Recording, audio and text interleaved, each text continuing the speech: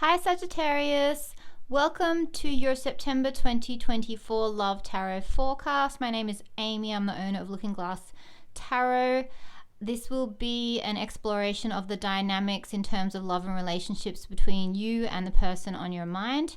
If you'd like to book a personal reading with me, you should be able to find links to my website on whatever channel or page, whatever social media platform you're watching this on. With that being said, I do recommend that you watch this on my YouTube channel, as then you can watch it in landscape mode for a better viewing experience on your phone or laptop or tablet. And if you do enjoy the content that I put out and would like to show your gratitude and appreciation, you can also buy me a coffee, and there should be a link there on my homepage of whatever platform you're watching this from as well. Okay, so let's get started.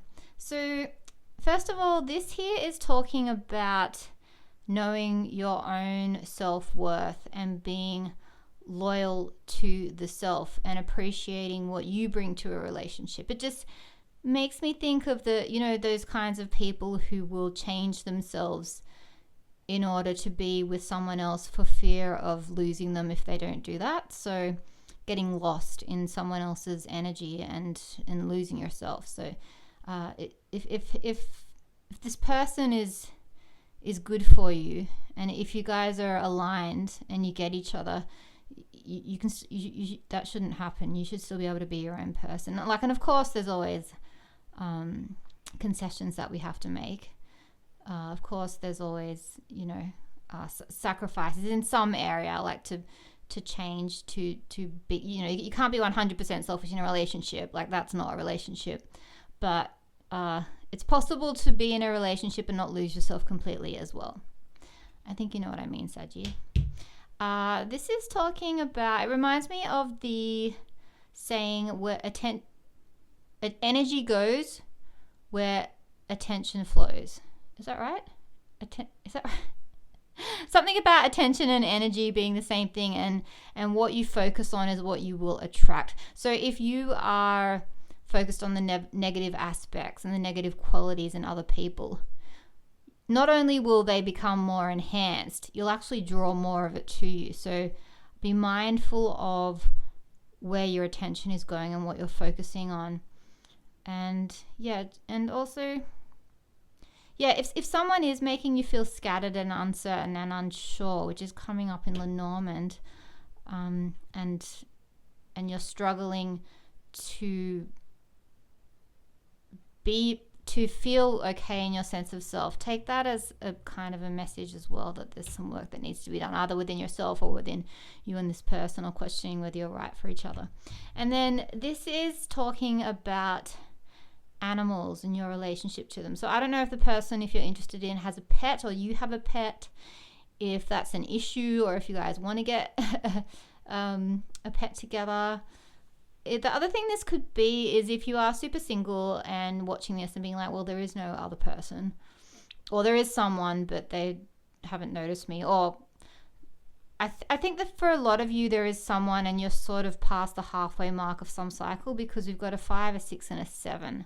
So I do feel like there's someone who has been around for a little bit. But to draw in love, we attract what we are. So you could set the intention to manifest the loving relationship that you want when you are cuddling your cat or playing with your dog. That love that you feel for your pet, you could use that loving energy to manifest the relationship that you want. Because love is love, right? So you focus on that heart space and that heart energy to draw the love in that you desire. All right. Now I'm actually going to do it this way, which seems a little weird, but that's what they want me to do. Okay, so this is your Lenormand 5 card spread. All right, so I did already see this at the bottom, and your theme is confusion, a clouded mind, uncertainty, lack of clarity, anxiety, frustration, worry. So I don't know what's going on. And we do have a black and a red 7, which is worries. So a black and a red 7 on the pips is worries. He's a worried king. You seem worried when it comes to the situation between you and this other person. And then this literally reads, it's like there's an institution or some kind of I don't know if you guys know each other through community. Maybe you attend the same school or workplace or community group. It could be, I'm just wondering if this could be like a healing, like a hospital or a self-help group, because tree can be about healing and health, and this is worries and anxiety. Anyway, so there's something that's not quite right between you and this other person. If the other person is of masculine energy, otherwise, if you're the masculine energy, there's something not quite right with you. You're a little out of balance, and it could be to do with, like I said, this could be a hospital or a place of work, or someone's pulled away and pulled back, and it's causing stress, worry, frustration, and uncertainty. So, and this could be someone avoiding you. Maybe this person's avoiding you entirely, because fox can be wily, ducking and doing dodgy things. That fox is kind of 7 of swords, this energy. So that something's up with this energy here. If it's you or the person on your mind, something weird going on. And it could be to do with family, it could be to do with work, could be pardon me, like general daily stresses are like pulling you away from this person, or this person is so focused on all these stresses of their life that they're not able to be present for you in the way that you wish that they would be right now. Okay, now I'm going to look at the current dynamics between you and this other person. All right, so we've got their headspace. They could have you in their headspace. I just want to say this right away, because the Wheel of Fortune can be associated with Jupiter, and Jupiter rules Sagittarius. Your headspace, their feelings for you. This is current energy. Your feelings for them, their intentions towards you, your intentions towards them, how they are behaving towards you right now, their actions, your actions towards them, where you guys meet, and hope for the future. Okay, and then your theme. Interesting. So there is, I don't know if you feel, well, I think you do. I think you feel trapped in some way. You feel trapped, you feel stuck, you feel like you're in some kind of a fix or a situation or a bind with this person. Maybe, for example, maybe you guys live in different cities and you both have kids. Like you both have responsibilities, so it's like neither of you can leave. Neither of you can, it's not as simple as like, I'll just move to be with you, or I'll move to, do you know what I'm saying? Or somebody's like, you know, in a different country and they can't get a passport. Like there's some kind of, or you guys just aren't seeing eye to eye. Or maybe they've blocked you. Maybe you're really not getting along.